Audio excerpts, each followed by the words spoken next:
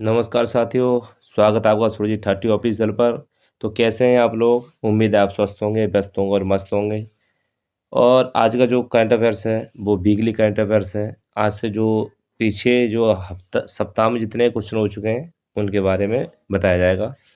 Question है, शैक्षणिक स्वतंत्रता सूचकांक 2024 के अनुसार 2013 और 2023 के बीच भारत का स्कोर 0.6 से घटकर कितना हो गया है? इसका सही आंसर हो जाएगा स्कॉलर्स एट रिस्क एशियार की फ्री टू थिंक 2024 वार्षिक रिपोर्ट से ये पता चला है कि पिछले एक दशक में भारत में शैक्षणिक स्वतंत्रता में चिंताजनक गिरावट आई है।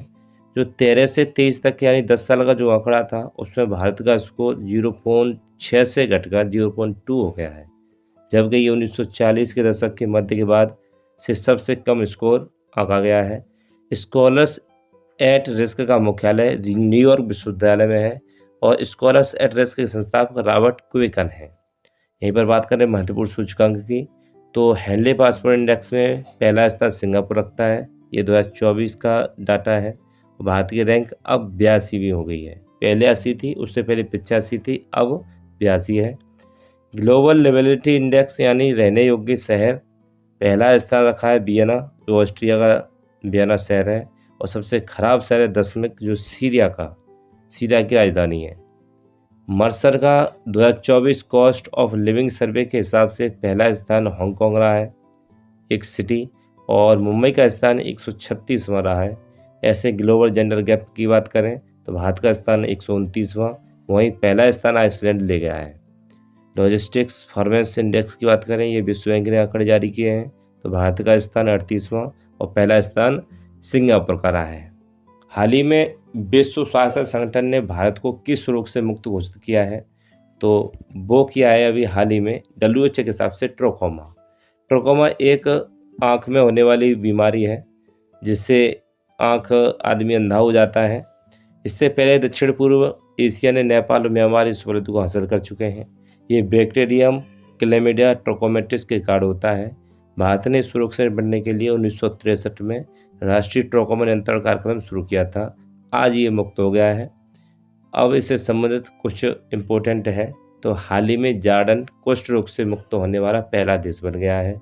वहीं रेबीज मुक्त होने वाला भारत का पहला राज्य गोवा बन गया है। 2024 में वर्ल्ड और अल सल्वाडोर को मलेरिया मुक्त घोषित किया गया है WHO द्वारा। 2023 में अजरबैजान और तजाकिस्तान को मलेरिया मुक्त घोषित किया गया है। वहीं पर 2023 में इराक देश को ट्रोकोमा से मुक्त घोषित किया गया है। अगली बात करें क्वेश्चन की, तो केंद्र सरकार ने किस राज्य में लोथल राष्ट्रीय समुद्री विरासत परिसर के विकास को मंजूरी दी है? तो वो राज्य है गुजरात। गुजरात में केंद्र सरकार ने लोथल में राष्ट्रीय समुद्री विरासत परिसर के विकास को मंजूरी दे दी है। राष्ट्रीय समुद्री विरासत परिसर को एक अंतर्राष्ट्रीय पर्यटन स्थल के रूप में विकसित किया जा रहा है। प्राचीन काल से लेकर आधुनिक काल तक की भारत की समुद्री विरासत को प्रदर्शित किया गया। ये लोथल में यहाँ पर एक प्राकृतिक बंदरगाह मिला था, तो ये सिंधु घाटी के समय का है। तो लोथल सिंधु घाटी सभ्यता का एकमात्र ज्ञात बंदरगाह शहर है, जो कि 4500 साल पुराना पुरातत्विक स्थल भोगवा नदी के किनारे स्थित है। भोगवा नदी साबरमती नदी की एक सहायक नदी है। गुजरात में लोथल का अर्थ है मुर्दों का टीला। इसकी खोज 1952 में भारतीय पुरातत्व सर्वेक्षण के पुरातत्वविद SR राव ने की थी। लोथल को अप्रैल 2014 में यूनेस्को के विश्व धरोहर स्थल के रूप में भी नामित किया गया है। यहीं पर अगला क्वेश्चन हमारा, प्रधानमंत्री गरीब कल्याण योजना के अंतर्गत किस वर्ष तक फ्री अनाज प्रदान किया जाएगा? तो ये बढ़ाकर कर दिया 2027 तक। 2027 तक आप 2028 तक दिसंबर 2028 तक मुफ्त फोर्टिफाइड चावल की आपूर्ति जारी करने को मंजूरी मिली है। इसके अलावा कैबिनेट ने राजस्थान और पंजाब के सीमावर्ती क्षेत्रों में 4406 करोड़ रुपए के निवेश से 2280 किलोमीटर सड़क निर्माण को भी मंजूरी दे दी है। प्रधानमंत्री गरीब कल्याण अन्न योजना की बात करें तो ये भारत सरकार की योजना है। इस योजना के तहत गरीब और प्रवासियों को मुफ्त खाद्यान्न दिया जाता है। शुरुआत इसकी 26 मार्च 2020 को हुई थी, जब लॉकडाउन चल रहा था।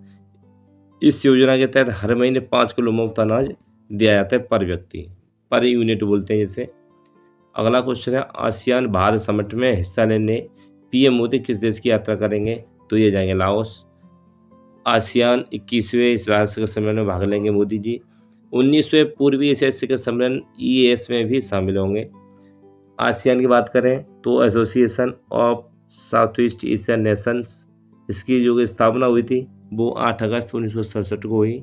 10 सदस्य देश हैं जिसमें भारत न होकर एशिया के दक्षिण पूर्वी देश आते हैं, जैसे कि Indonesia, Malaysia, Philippines, Singapore, Thailand, Brunei, Vietnam, Laos, Myanmar और कंबोडिया जैसे देश शामिल हैं। EAS के अभी 18 सदस्य हैं। इसमें आसियान देशों के सभी 10 सदस्य शामिल हैं। इसके अलावा ऑस्ट्रेलिया, चीन, भारत, जापान, न्यूजीलैंड, कोरिया गणराज्य, रूस और संयुक्त राज्य अमेरिका जैसे देश अब शामिल हो गए। तो अब टोटल इसमें 18 देश शामिल हैं। अगला हमारा क्वेश्चन इस प्रकार बनता है, वर्ल्ड टेस्ट चैंपियनशिप यानी WTC में 5000 रन पूरे करने वाले दुनिया के पहले बल्लेबाज बन गए हैं। तो वो बन गए हैं जो रूट। वर्ल्ड टेस्ट चैंपियनशिप में 5000 रन पूरे करने वाले दुनिया के पहले बल्लेबाज बन गए हैं। जो रूट अब इंग्लैंड की तरफ से सबसे ज़्यादा रन बनाने वाले टेस्ट बल्लेबाज भी बन गए हैं। ये फाइनल मैच 2025 में लॉर्ड्स स्टेडियम इंग्लैंड में 11 से 15 जून तक इनको खिलाया जाएगा। वर्ल्ड टेस्ट चैंपियनशिप के टॉप स्कोरर हैं ये आपके सामने, आप इसके यूज करें और देख सकते हैं आप। हमारा अगला क्वेश्चन है, रतन टाटा का निधन हो गया है, वह कौन थे? तो वह एक व्यवसायी थे, एक कारोबारी थे। इनका जन्म 28 दिसंबर 1937 को हुआ। निधन 9 अक्टूबर 2024 को मुंबई में 86 वर्ष की उम्र में हो गया। जन्म स्थान इनका मुंबई रहा। माता पिता सुनू टाटा और नवल टाटा थे। धर्म इनका पारसी है। शिक्षा कॉर्नेल विश्वविद्यालय जो USA, बैचलर ऑफ आर्किटेक्चर किया इन्होंने, इंजीनियरिंग की। व्यवसाय उद्योगपति, परोपकारी और निवेशक रहे। पदवी इनकी टाटा सन्स और टाटा समूह के मानद अध्यक्ष रह चुके हैं। टाटा समूह के अध्यक्ष 1991 से 2012 और कार्यकारी अध्यक्ष 2016 से 17 तक पद संभाल चुके हैं। इनको सम्मान मिले हैं तो पद्म विभूषण 2008 में, पद्म भूषण सन 2002, Udyog Ratna 2023, Assam Baibhav 2021, Maharashtra Bhushan 2006, oriental republic of Uruguay का पदक 2004, मानद नादत grade cross of the order of the British empire 2014, order of Australia जो कि ऑस्ट्रेलिया का सबसे बड़ा पुरस्कार था 2023, commander of the legion of honour France से 2016। इनको देश से ही नहीं बल्कि विदेश से भी बहुत ज़्यादा अवार्ड मिले। रतन टाटा जी की जीवनी का नाम Ratan N Tata the authorised biography है। रतन टाटा 1962 में टाटा सन्स में शामिल हुए थे। 1991 में GRE टाटा ने रतन टाटा को टाटा समूह का अध्यक्ष नियुक्त किया। वे व्यापार और उद्योग पर प्रधानमंत्री परिषद के सदस्य भी थे। उनके कार्यालय में टाटा नैनो कार लॉन्च हुई, इसकी कीमत 1 लाख रुपये थी। टाटा कंपनी की स्थापना जमशेदजी टाटा ने साल 1868 में की थी। रतन टाटा यानी रतन टाटा जमशेदजी टाटा के चचेरे भाई के बेटे थे। टाटा समूह के वर्तमान अध्यक्ष N चंद्रशेखरन हैं। अभी हमारा अगला क्वेश्चन आता है, साहित्य में नोबेल पुरस्कार 2024 हांगकांग को प्रदान किया गया है। उनका संबंध किस देश से है? वो है दक्षिण कोरिया की रहने वाली। साहित्य के पुरस्कार दक्षिण कोरियाई लेखिका हांगकांग को दिया गया है। ऐतिहासिक अज्ञातों का सामना करने वाले और मानव जीवन की नाजुकता को उजागर करने वाले उनके गहन काव्य गद्य हैं। इनको इसलिए दिया गया है। हांगकांग को उनकी रचना द वेजिटेरियन के लिए 2016 में मैन बुकर इंटरनेशनल पुरस्कार भी दिया जा चुका है। अगर इनकी बात करें तो नोबेल पुरस्कार प्राप्त करने वाली साहित्य में पहली एशियाई महिला हैं और तीसरी कोरियाई नोबेल पुरस्कार विजेता बनी है। इनका जन्म 1970 में दक्षिण कोरियाई शहर ग्वांगजू में हुआ था। इनकी कुछ प्रमुख किताबें हैं जैसे the vegetarian, the white book, human acts of Greek lessons. साल 1913 में रविन्द्रनाथ टैगोर को साहित्य का नोबेल पुरस्कार मिला था। वे साहित्य का नोबेल पुरस्कार पाने वाले पहले भारतीय नागरिक और पहले एशियाई थे। अब पहली महिला एशियाई ये बन गई हैं। साल 2023 का साहित्य नोबेल पुरस्कार नॉर्वे के लेखक और नाटककार जॉन फॉसे को मिला है। साहित्य में नोबेल पुरस्कार स्वीडिश अकेडमी स्टॉकहोम स्वीडिश द्वारा प्रदान किया जाता है। अगली बात करें रसायन में किस किस को मिला है तो डेविड बेकर, जॉन जम्पर और डेमिस हस्विस को रसायन के लिए मिला है। भौतिक का नोबेल पुरस्कार जॉन जे हॉपकिल और जेफरी ई हिंटन को मिला है। वहीं मेडिसिन का नोबेल पुरस्कार विक्टर एब्रॉस और गैरी गुरवकुन को मिला है। वहीं ग्लोबल हंगर इंडेक्स 2024 में भारत किस स्थान पर है, तो वो 105वें नंबर पर है भूखमरी में। तो ये इंडेक्स ग्लोबल इंडेक्स किसने जारी किया है, तो कर्सन वर्ल्ड वाइड आइलैंड और फ्लैट हंगर हेल्प जर्मनी संयुक्त रूप से जारी करते हैं इसको।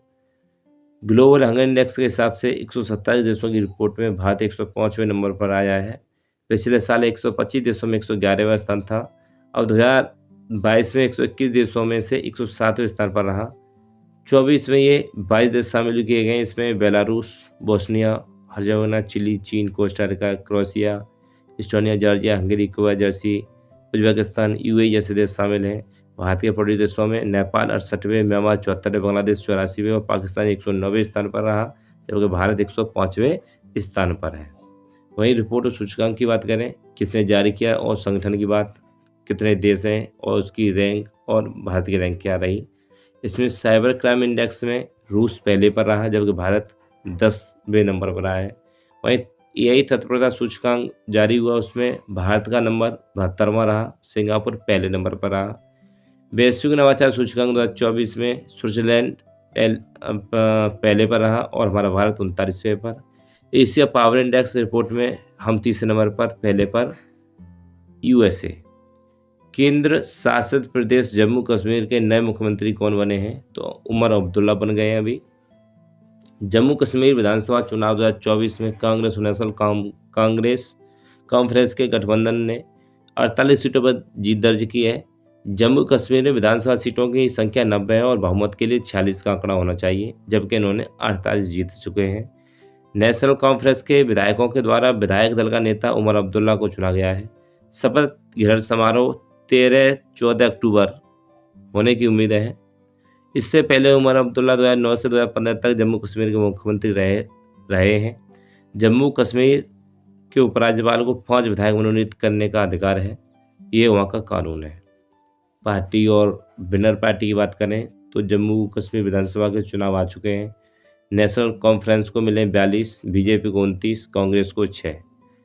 कांग्रेस ने उनको समर्थन दे दिया तो उनके हो गए 48। जेके पीडीपी को 3, जेपीसी को 1, सीपीआई को 1 और आम आदमी पार्टी को 1 और इंडिपेंडेंट को 7 और मतलब जो निर्दलीय थे उनको 7 और टोटल हुए 90 सीटें थी।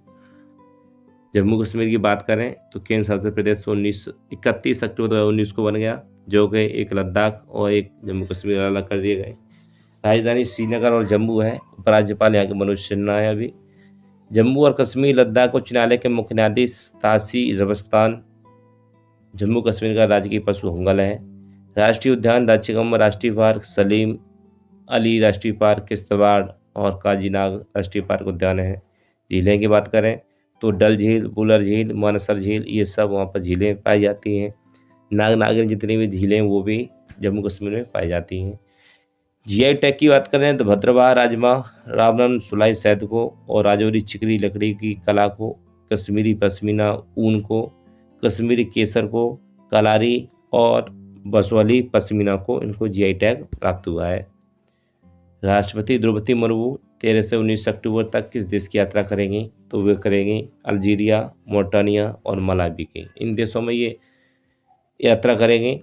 39 वर्षों के बाद राष्ट्राध्यक्ष या सरकार अध्यक्ष के स्तर पर अल्जीरिया की यात्रा करने वाली पहली भारत की पहली राष्ट्रपति होंगी। राष्ट्रपति भारत अल्जीरिया आर्थिक मंच को संबोधित करेंगी। वह हम्मा बॉटगन गार्डन अल्जीरिया में एक इंडिया सेंटर का भी उद्घाटन करेंगी। अल्जीरिया के बारे में जान लें तो अल्जीरिया मॉस्को स्पेन यानी यूरोप का एक देश है। राजधानी इसकी अल्जीयर्स है। राष्ट्रपति अब्देल मजीद तेब्बोने हैं। प्रधानमंत्री यहाँ के नादर लारबोई हैं और मुद्रा यहाँ के अल्जीरियाई दीनार है। मॉरिटानिया के बारे में जान लें तो राजधानी नोकसॉट और राष्ट्रपति मोहम्मद गजवानी और मुद्रा अगोइया है। ऐसे मालवी की बात करें तो महाद्वीप अफ्रीका और राजधानी लिलोंग्वे, राष्ट्रपति लाजारस चकवेराय हैं। आगे की बात करें, हरिकेन मिल्टन किस देश से टकराया है, तो वो अमेरिका से टकराया है। अमेरिका से हरिकेन टकराया है और वहाँ पर हरिकेन आता भी है, हर वर्ष आता है। अब की बात थोड़ा अच्छे से आ गया है। हरिकेन मिल्टन अमेरिका राज्य फ्लोरिडा के सिएस्टा की शहर तट से टकरा गया है। इससे फ्लोरिडा के सेंट पीटर्सबर्ग में पिछले 1000 साल की सबसे ज़्यादा बारिश हो गई है। मिल्टन फ्लोरिडा से टकराने वाला साल का तीसरा तूफान है। इससे पहले फ्लोरिडा में हेलेन तूफान की वजह से 200 से ज़्यादा लोगों की मौत हो गई थी। वो हर साल का आने का इसका नियम है। हाल ही में जापान में टाइफून सनशान और एम्फेल तूफान आया था। टाइफूनी गैमी इस साल चीन में आने वाला सबसे शक्तिशाली तूफान है और इस साल उष्णकटिबंधीय चक्रवात अलवारो मेडागास्कर के मोरबो में आया था। ये थे प्रमुख तूफान। अब बात करें भारतीय महिला टीम ने एशियाई टेबल टेनिस चैंपियनशिप में कौन सा मेडल जीता है, तो वो जीता है ब्रॉन्ज मेडल। अब एशियाई टीम की बात करें तो टेबल टेनिस चैंपियनशिप में ऐतिहासिक ब्रॉन्ज मेडल जीता है इन्होंने। एशियाई टेबल टेनिस संघ यानी ATTU द्वारा 1972 में टूर्नामेंट शुरू करने के बाद ये भारत के लिए वीमेंस टीम इवेंट में पहला मेडल है। भारत सेमीफाइनल में जापान से 1-3 से हार गया, जबकि चीन से दूसरे सेमीफाइनल में हांगकांग को 3-0 से हराया। टीम में शामिल खिलाड़ी अहिका मुखर्जी, मानिक बत्रा और श्रीजा अकुला हैं। महत्वपूर्ण करंट अफेयर्स स्पोर्ट्स से करें तो 33वें पेरिस ओलंपिक पर डाक विभाग द्वारा जारी स्मारक डाक टिकट में भाला फेंक, फील्ड हॉकी, नौकायन और टेबल टेनिस खेल को दर्शाया गया है। भारतीय टेबल टेनिस खिलाड़ी शरत कमल अंतर्राष्ट्रीय टेबल टेनिस महासंघ यानी ITTF फाउंडेशन के पहले भारतीय एम्बेसडर बन गए हैं। मनिका बत्रा पेरिस ओलंपिक 2024 में एकल स्पर्धा में प्री क्वार्टर फाइनल तक पहुंचने वाली पहली भारतीय टेबल टेनिस भी खिलाड़ी बन चुकी हैं। हमारा अगला क्वेश्चन है 38वें राष्ट्रीय खेलों का आयोजन 2025 में किस राज्य में किया जाएगा, तो किया जाएगा उत्तराखंड में। 38वां संस्करण 28 जनवरी से 14 फरवरी 2025 तक उत्तराखंड में आयोजित किया जाएगा। IOA ने इसकी घोषणा की है। 37वें राष्ट्रीय खेल 2023 में गोवा में आयोजित किए गए हैं। भारत में राष्ट्रीय खेलों की शुरुआत साल 1924 से विभाजित भारत के लाहौर में हुई थी, यानी कि पहले ज्वाइंट खाता था भारत और पाकिस्तान का। इस पहले अखिल भारतीय ओलंपिक खेल कहाँ था, तो राष्ट्रीय खेलों का आयोजन हर 2 साल में किया जाता है। IOA के अध्यक्ष करें तो PT ऊषा बनी है भारत की तरफ से। आगामी खेल प्रतियोगिताएं कहाँ होंगी, कौन कौन सी होंगी, इसकी बात कर लें तो ओलंपिक खेल 2028 लॉस एंजल्स USA में होंगे। ओलंपिक खेल 2032 ब्रिस्बेन ऑस्ट्रेलिया में, और विंटर ओलंपिक 2026 मिलान और कार्टेना इटली। फीफा विश्व कप 2026 में होगा, वो कनाडा, मैक्सिको और अमेरिका में होगा। और ऐसे फीफा महिला विश्व कप 2027 में वो ब्राज़ील में होगा। फीफा अंडर 17 महिला विश्व कप 2024 ये डोमिनिकन गणराज्य में होगा। ऐसे ही फीफा अंडर 20 विश्व कप 2025 चिली। इस कॉमनवेल्थ गेम 2026 ग्लासगो स्कॉटलैंड। ऐसे Asian game 2026 Japan. South Asian game 2025 Lahore Pakistan में होगा। आगे करें दूसरा सेना कमांडर सम्मेलन 2024 का पहला चरण कहाँ आयोजित किया जा रहा है, तो ये गंगटोक में। 2024 के सेना कमांडरों के सम्मेलन का पहला चरण हाइब्रिड मोड में सिक्किम के गंगटोक में आयोजित किया जा रहा है। पहला चरण 10 से 11 अक्टूबर को सिक्किम की राजधानी गंगटोक में आयोजित करने की योजना है। दूसरे चरण में भारतीय सेना के वरिष्ठ अधिकारी 28 से 29 अक्टूबर को दिल्ली में एकत्रित होंगे। प्रमुख राष्ट्रीय सम्मेलन कहाँ होंगे, अब तो हाइड्रोजन पर अंतर्राष्ट्रीय सम्मेलन 2024 नई दिल्ली। ऐसे पहला संयुक्त कमांडर सम्मेलन हो चुका है लखनऊ।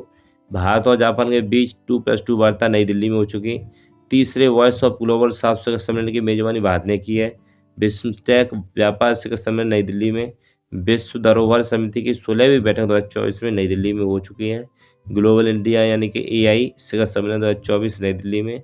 खनिज शिखर सम्मेलन नई दिल्ली में हो चुका है।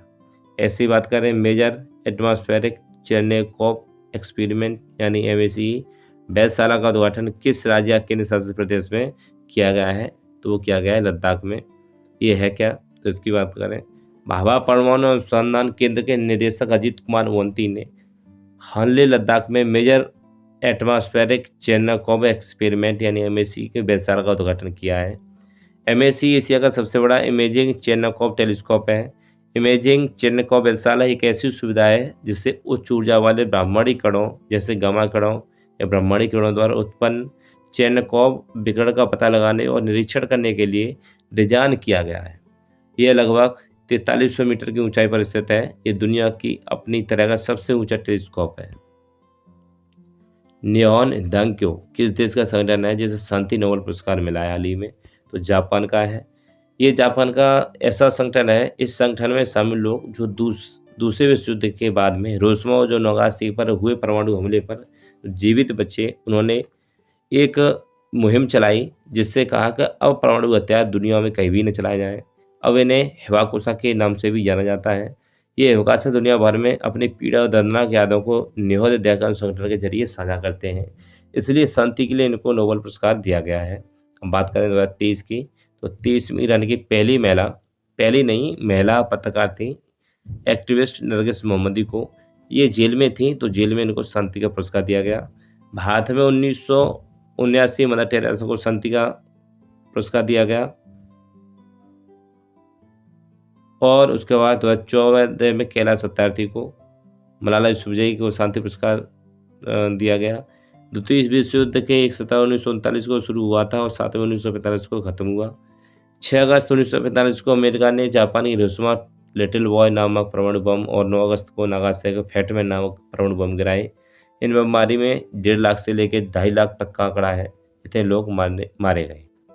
रसायन का मिला है डेविड बेकर, जॉन जंपर, ये तो मैं बता ही चुका हूँ। आगे चलें। राफेल नडाल ने संन्यास की घोषणा की, वह किस खेल से संबंधित हैं? तो वो है टेनिस से। अब इन्होंने संन्यास लेने की घोषणा कर दी है। इन्होंने अब तक 22 ग्रैंड स्लैम में एकल खिताब जीते हैं, जिसमें 14 French open, 4 US open, 2 Wimbledon और 2 ऑस्ट्रेलियन ओपन है। 2024 डेविस का कप फाइनल 1924 नवंबर 2024 तक मिलेगा, स्पेन में होगा। ये इसको खेलेंगे, उसके बाद ये अपना इस्तीफा दे देंगे खेल से। इन्होंने 5 साल 2008, 10, 13, 17 और 2019 एटी वर्ल्ड नंबर 1 रैंक वाले खिलाड़ी रह चुके हैं। 5 बार 2004, 8, 9, 11 और 2019 में स्पेनिश डेविस कप विजेता की टीम के हिस्सा भी रह चुके हैं। राफेल नडाल ने 2010 में आंध्र प्रदेश के अनंतपुर में राफेल नडाल टेनिस स्कूल खोला था। नडाल ने गोल्डन स्लैम 2008 में बीजिंग ओलंपिक में गोल्ड जीतकर पूरा किया है। वहीं की बात करें सबसे ज़्यादा मेंस सिंगल्स ग्रैंड स्लैम किसने जीते हैं, तो सबसे ज़्यादा नोवाक जोकोविच ने 24, राफेल नडाल 22 और रोजर फेडरर 20 जीत चुके हैं। आंद्रे अगासी 1996, 2008 में राफेल नडाल, 2024 में नोवाक जोकोविच ने जीता है। टाटा ट्रस्ट के हाल ही में चेयरमैन कौन बने हैं, तो ये बने नोएल टाटा, जो कि पहले से भी इस ट्रस्ट के ट्रस्टी रह चुके हैं। ये नोएल टाटा रतन टाटा जी के सौतेले भाई हैं। टाटा ट्रस्ट ग्रामीण आजीविका, समुदायों, शिक्षा, नागरिक समाज और शासन, स्वास्थ्य, कला और संस्कृति के क्षेत्रों में काम करता है। महत्वपूर्ण नियुक्तियों की बात कर लें तो सुजीत पुष्पाकर धारकर को 48वें वायुसेना उपाध्यक्ष बनाया गया है। संजीव कुमार सिंगला को फ्रांस में भारत के राजदूत, अजीत विनायक गुप्ते को जर्मनी में भारत के राजदूत, आलोक रंजन को राष्ट्रीय अपराध रिकॉर्ड ब्यूरो के निदेशक, ऐसी अमर अब्दुल्ला को जम्मू कश्मीर का मुख्यमंत्री बनाया गया। नायब सिंह सैनी हरियाणा के नए मुख्यमंत्री हैं। आतिशा मालेना दिल्ली के नए मुख्यमंत्री। वहीं अमृत मोहन एसएसबी के महानिदेशक। विनय गोयल एनएचएम के राज्य मिशन निदेशक बने हैं। वहीं मैं बात करूं संयुक्त राष्ट्र महासभा 2025-27 के कार्यकाल के लिए मानवाधिकार परिषद के लिए कितने सदस्यों को चुना है, वो 18 सदस्य चुने हैं यूएन की महासभा ने। Benin, Bolivia, Colombia, Cyprus, Qatar और थाईलैंड समेत 18 देशों को कल गुप्त मतदान द्वारा चुना गया है, पिछले हफ्ते चुना गया है। निर्वाचित सदस्य अगले 1 जनवरी 2025 से शुरू होने वाली 3 साल के कार्यकाल के दौरान काम करेंगे। राष्ट्रीय मानवाधिकार परिषद है क्या, तो ये संयुक्त राष्ट्र प्रणाली का एक अंतर सरकारी निकाय है। ये दुनिया भर में मानवाधिकारों के संरक्षण के लिए जिम्मेदार है। मानवाधिकार परिषद की स्थापना 15 मार्च 2006 में हुई थी। इसमें 47 सदस्य देश होते हैं। मुख्यालय इसका जेनेवा स्विट्जरलैंड में है। मानवाधिकार परिषद का मकसद सभी के लिए मानवाधिकार और मौलिक आज़ादी की सुरक्षा सुनिश्चित करना है। जबकि उमर जिनबर संयुक्त राष्ट्र मानवाधिकार परिषद के अध्यक्ष बने हैं। संयुक्त राष्ट्र मानवाधिकार परिषद का सदस्य की बात करें तो अफ्रीका राज्य 13 सीटें, एशिया प्रशांत राज्य के लिए 13 सीटें दी गई हैं, पूर्वी यूरोपीय राज्य के लिए 6, लैटिन अमेरिकी और कैरिबियाई राज्य के लिए 8 और पश्चिमी यूरोपीय के लिए 7 सीटें आवंटित की गई हैं। महत्वपूर्ण से शुरू करें करंट अफेयर्स में तो 2025 में शुरू होने वाले 2 साल के कार्यकाल के लिए 5 नए सदस्यों को Pakistan, Somalia, Denmark, Greece, Panama को चुना गया है। यहीं पर ईरान, मिस्र, इथोपिया, संयुक्त अरब अमीरात और सऊदी अरब साल 2024 में ब्रिक्स में शामिल हुए हैं। यहीं पर बात करें 2024 की तो अल्जीरिया न्यू डेवलपमेंट बैंक यानी एनडीबी का नया सदस्य बन चुका है। वही बात करें बेलारूस की, तो इस साल 2024 में शंघाई सहयोग संगठन एससीओ में शामिल हुआ है। अगला क्वेश्चन हमारा ऐसे बनेगा कि कैमूर टाइगर रिजर्व की स्थापना किस राज्य में की जाएगी, तो वो की जाएगी बिहार में। बिहार में वाल्मीकि राष्ट्रीय उद्यान पहला था, जबकि दूसरा कैमूर बनने जा रहा है। कैमूर वन्यजीव अभ्यारण्य बिहार के कैमूर जिले में और रोहतास जिले में स्थित है। राज्य का सबसे बड़ा अभ्यारण्य है। इसकी स्थापना 1979 में की गई। इसका क्षेत्रफल लगभग 1342 वर्ग किलोमीटर है, 518 वर्ग मील माना जाता है। अब ये टाइगर रिजर्व में तब्दील हो जाएगा, मतलब इसमें टाइगर रिजर्व बनाया जाएगा। वर्तमान में कुल 55 टाइगर रिजर्व हैं, जिसका पहला टाइगर रिजर्व जो था जिम कॉर्बेट था, और जो फाइनली अंतिम है वो कैमूर वाला, यानी 75वां टाइगर रिजर्व राजस्थान का धौलपुर खरगोन टाइगर रिजर्व है, जिसे 2023 में टाइगर रिजर्व घोषित किया गया। क्षेत्रफल की दृष्टि से भारत का सबसे बड़ा टाइगर रिजर्व नागार्जुन सागर श्रीशैलम बांध यानी आंध्र प्रदेश में सबसे बड़ा है, कृष्णा नदी के किनारे। महत्वपूर्ण तथ्य बात कर लें, क्षेत्रफल की दृष्टि से सबसे छोटा पेंच है, और जबकि कैलाश संखला को tiger man of the India भी कहा जाता है। कैलाश संखला ने कहा था कि टाइगरों को एक अलग सुरक्षित जगह दे दी जाए, क्योंकि ये बाहर घूमेंगे तो लोग इनकी शिकार कर लेंगे, फिर आदमी विलुप्त हो जाएंगे, फिर लोग यही कहेंगे डायनासोर रहते थे वैसे टाइगर रहा करते थे, टाइगर खत्म हो जाएंगे। तो प्रोजेक्ट टाइगर 1973 में इंदिरा गांधी जी ने लॉन्च कर दिया। विश्व बाघ दिवस हर वर्ष 19 जुलाई को मनाया जाता है, क्योंकि 29 जुलाई 1973 को प्रोजेक्ट टाइगर लॉन्च हुआ था। किसी भी टाइगर रिजर्व को मंजूरी एनटीसीए देता है। गुरु घासीदास तमोर पिंगला टाइगर रिजर्व छत्तीसगढ़ में बनाया जाएगा। आसियान शिखर सम्मेलन 2024 किस देश में आयोजित किया गया है, तो वो किया गया लाओस में। लाओस के राष्ट्रपति थांगलौन स्याथुल ने इस सम्मेलन को संबोधित किया है। भारत के प्रधानमंत्री नरेंद्र मोदी 21वें आसियान शिखर सम्मेलन को 19वें पूर्वी एशिया शिखर सम्मेलन में शामिल हुए हैं। ऐसी है आसियान की बात करूं, इसकी स्थापना की बात कर चुका हूं मैं। 10 सदस्य देश हैं, अभी पीछे की थी मैंने। प्रमुख सम्मेलन जो हुए 2024 में वो G20 शिखर सम्मेलन 2024 Brazil, world green economy Dubai में, आयुष शिखर सम्मेलन Nai Delhi, global aerospace summit Abu Dhabi, quad शिखर सम्मेलन अमेरिका, और वहीं ब्रिक्स साइंस फोरम रूस, अखिल भारतीय राजभाषा सम्मेलन नई दिल्ली में किया गया है।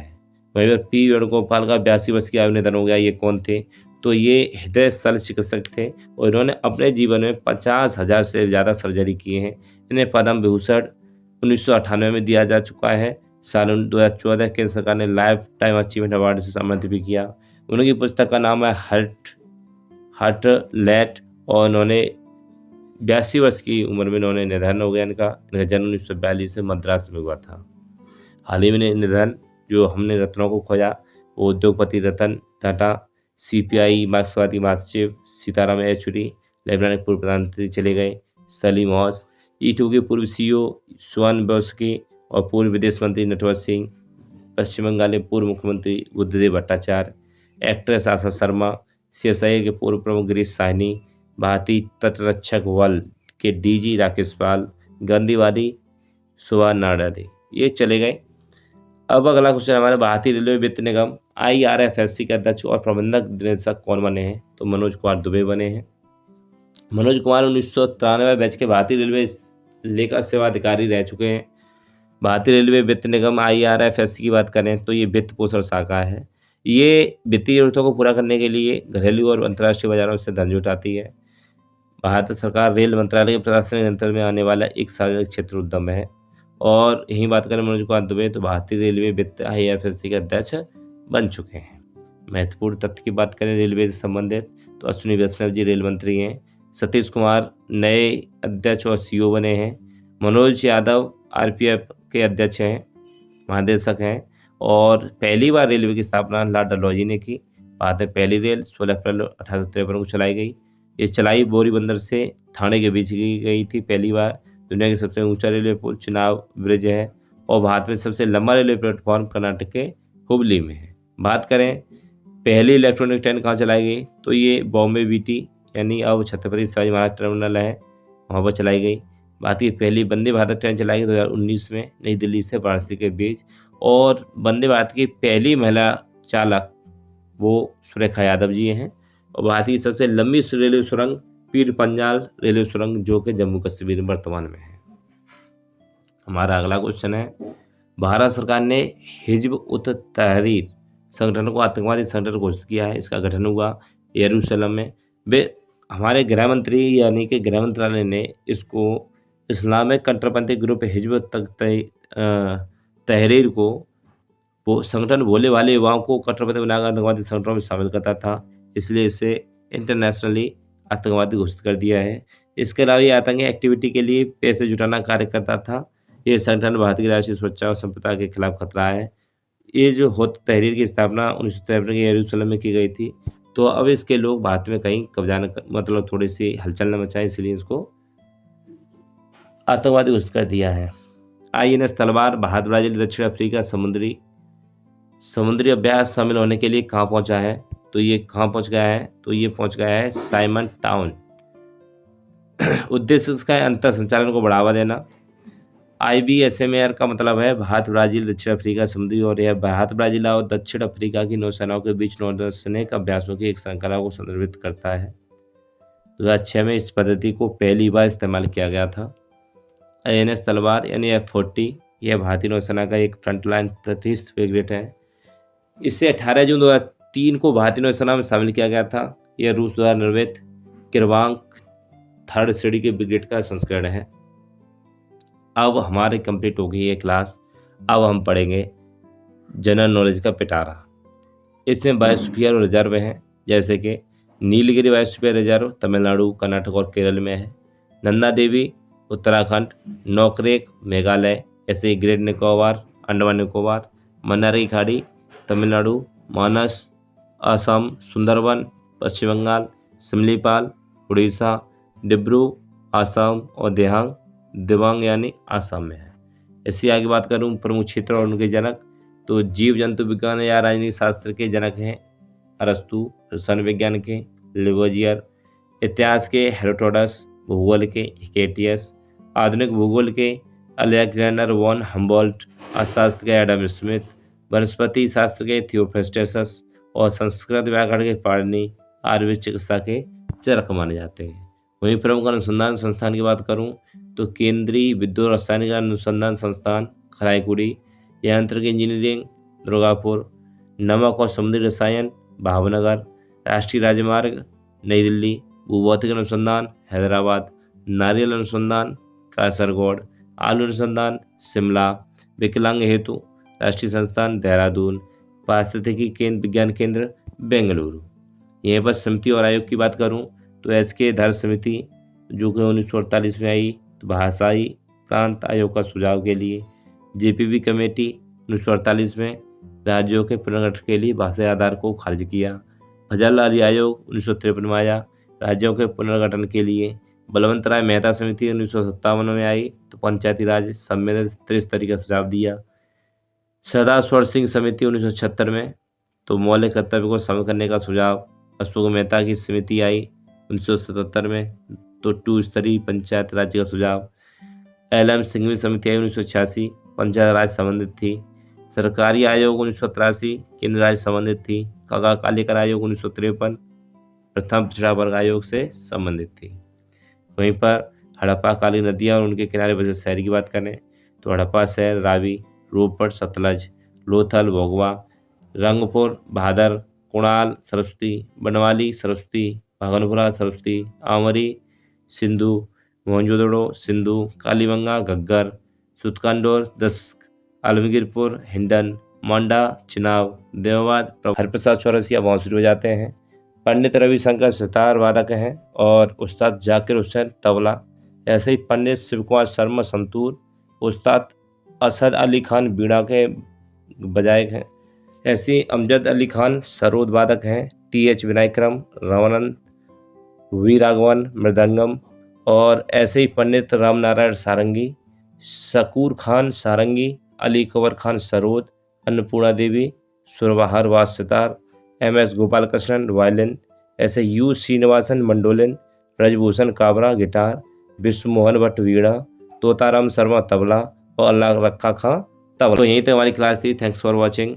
और आज की जो क्लास है हमारी हर रोज़ की क्लास लंबी हो गई क्योंकि हम वीकली क्वेश्चन लेके आते हैं, और जो क्वेश्चन आपके निरंतर चलते रहेंगे, हर क्लास चलती रहेगी, इसमें पिछला है वो सारा का सारा रिवीजन कराते चलेंगे।